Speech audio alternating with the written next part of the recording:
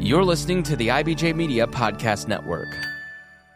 This is Inside Indiana Business Radio for the afternoon of Thursday, August 21st, 2025. I'm Alex Brown. Indianapolis took center stage in celebrating Japan-based Nippon Steel's acquisition of U.S. Steel as Nippon's North American CEO, Hiroshi Ono, joined Governor Mike Braun and other dignitaries on Wednesday for the Japan-America Society of Indiana's annual gala. Ono said Nippon Steel is committed to U.S. Steel's operations in Gary. These efforts will significantly boost our productivity and strengthen our competitiveness. These investments ensure that Gary Works will continue operating as a flagship mill of the U.S. Steel for years to come. Nippon has committed to invest $3.1 billion in the Gary Works plant. The capital investment will see the relining of blast furnace number 14, along with other general improvements to the facility.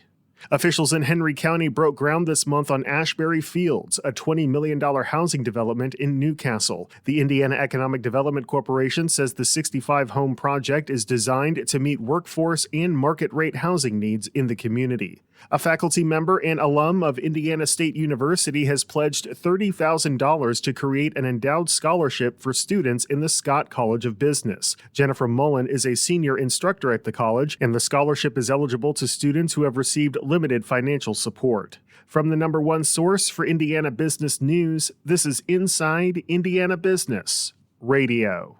Thanks for listening to this IBJ Media podcast. You're probably going to remember this ad. Do you know why? Podcast advertising works.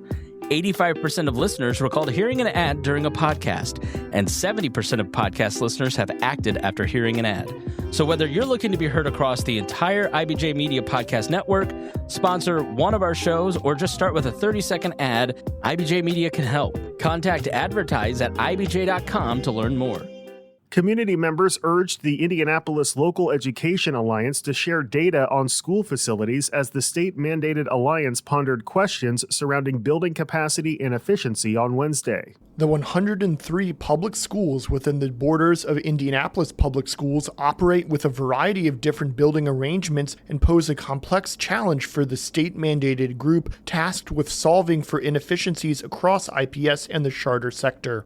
Some charters that are part of the IPS Innovation Network of autonomous schools operate IPS buildings at no cost in an in-kind service that, combined with security services, the district estimated at $38 million in the 2023-24 school year. Other charters lease space, while others still are co-located with another public school. Some charters have purchased their buildings, with remaining long-term debt ranging up to $23 million across multiple schools in the same charter network. The findings on facility challenges for charter schools, laid out in a report submitted to the Indianapolis Local Education Alliance this week, will guide the alliance as it considers recommendations to make to state lawmakers about the future of the city's public schools. IPS Superintendent Alicia Johnson said she hopes the alliance recommends the repeal of the state law that requires the district to sell unused school buildings to charters for $1. That law only holds traditional public schools accountable for utilization rates, she said, and does not consider utilization rates for charter schools. I'm Marek Mazurek for Inside Indiana Business Radio. St. Mary's College has been awarded a 4-year, $1.1 million grant to expand its participation in the Kessler Scholars Collaborative, a national network aimed at improving outcomes for first-generation limited-income students. Since launching the program in 2023, St. Mary's has welcomed 60 students as Kessler Scholars, offering them personalized advising, peer mentorship, and cohort-based programming designed to foster belonging and strengthen academic performance. With renewed funding from Bloomberg Philanthropies and the Wilpon Family Foundation, the Northern Indiana College said it will continue to add 20 students per year, ultimately supporting 160 scholars by 2030. The International School of Indiana has unveiled its 10-year campus master plan designed to guide the next decade of growth for the campus on the northwest side of Indianapolis. The $15.5 million plan will feature a series of infrastructure upgrades, facility additions and enhancements, and an endowment to fuel long-term campus maintenance. Head of School, Elizabeth Head. So over the last couple of years, we involved all of our community constituents. We received over 600 different pieces of feedback in terms of what are the next steps. We went through a feasibility study where we talked to some of the main donors from the last campaign, and all of that led us to determining what our 10-year campus master plan would look like. So that will now take our current campus and enhance, strengthen, and solidify so many of the projects that our community is hoping for as we continue to grow. The Campus Master Plan will be a three-phased approach, with the first focusing on addressing the school's most urgent deferred maintenance priorities, as well as the new International Plaza featuring the replica Eiffel Tower that was a key feature of the 2024 U.S. Olympic swim trials in downtown Indy. Noblesville Mayor Chris Jensen is this week's guest on the Business and Beyond podcast with Gary Dick, presented by PNC, a weekly conversation with high-profile Hoosiers in business, sports and entertainment, and beyond. Available now on the IBJ Media app or your favorite podcast provider.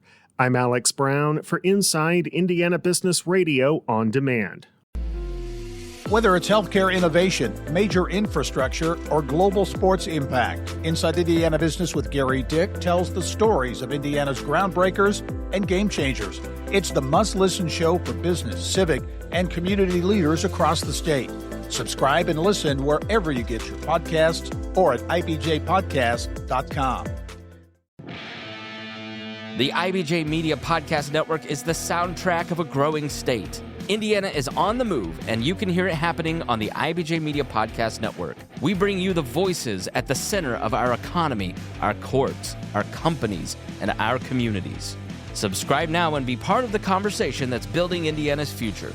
Find all of our shows by searching IBJ Media in your podcast app or visit ibjpodcasts.com.